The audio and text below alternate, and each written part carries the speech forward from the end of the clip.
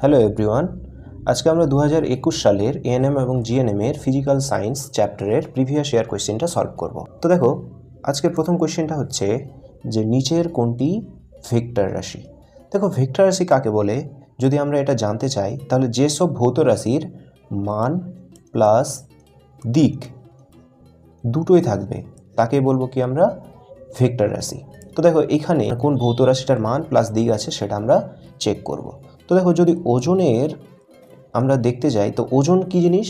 ওজন হচ্ছে কোনো একটা ভরকে পৃথিবীর নির্দিষ্ট দিকে, মানে পৃথিবী তার নিজের দিকে যে বল দিয়ে টানে তাকেই বলা হয় কি ওজন।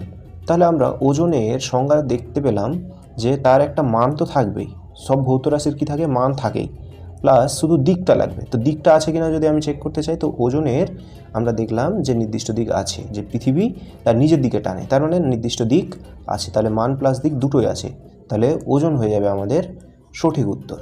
ঠিক একইভাবে যদি ভরকে দেখতে চাই, তো ভরের শুধু মান থাকে কিন্তু দিক থাকে না।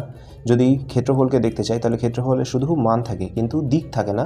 টাইমেরও শুধু মান থাকে কিন্তু দিক থাকে না। তাহলে এই প্রথম কোয়েশ্চেনটার উত্তর হয়ে যাবে কি ওজন, যে ওজন একটা কি ভেক্টর রাশি।